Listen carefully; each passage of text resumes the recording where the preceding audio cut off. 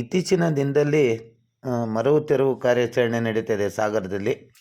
ಅದರಲ್ಲೂ ಕೂಡ ಇದು ನೆಹರು ಮೈದಾನ, ಸಂತ ಜೋಸೆಫರ ದೇವಾಲಯದ ಎದುರು ಭಾಗ, ಕಾನ್ವೆಂಟ್ ಶಾಲೆ ಹಾಗೂ ನಮ್ಮ ಆಸ್ಪತ್ರೆಯ ಕ್ವಾರ್ಟರ್ಸ್ ಹಾಗೂ ಪಾದಚಾರಿಗಳಿಗೆ ತುಂಬ ತೊಂದರೆ ಆಗ್ತಾಯಿತ್ತು.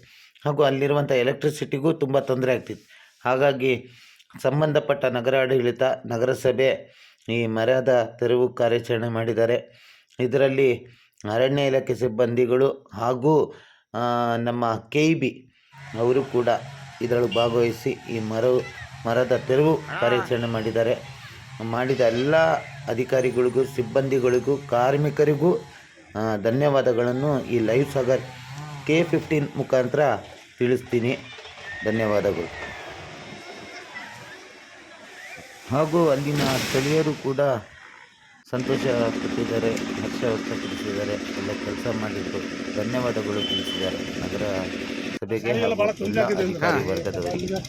ಹಾಸ್ಪಿಟ್ಲಿಗೆ ಎಷ್ಟು ರಿಸ್ಕ್ ಇದೆ ಅಂದರೆ ಸರ್, ಈ ಮರ ಕಟ್ಟಿಂಗ್ ಯಾರು ಮಾಡಿಸ್ತಾ ಇರೋದು? ನಗರಸಭೆಯಿಂದನಾ? ಇದು PWDಗೆ ಕ್ವಾರ್ಟರ್ಸಿಗೆ ಹೊಂದ್ಕೊಂಡಿರೋದಲ್ಲ ಇದು? ತೊಂದರೆ ಆಗ್ತಿದ್ದು ನಗರಸಭೆ ಕಂಪ್ಲೇಂಟ್ ಮಾಡಬೇಕು, ಬರ್ತಾಯಿಲ್ಲ ನಗರಸಭೆ ಕಳಿಸ್ತಾರೆ. ಹಾಂ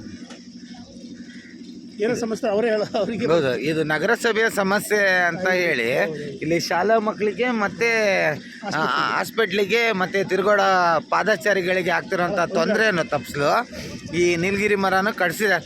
ಮುಂಚೆ ಕೂಡ ಇಲ್ಲಿ ಟ್ರಾನ್ಸ್ಫಾರ್ಮಿಗೆ ಮೇಲೆಲ್ಲ ಬಿದ್ದು ತುಂಬ ಎಲೆಕ್ಟ್ರಿಕ್ ಪ್ರಾಬ್ಲಮ್ ಆಗಿದೆ. ಹಾಂ, ತೆಗ್ಸಿರಲ್ಲ.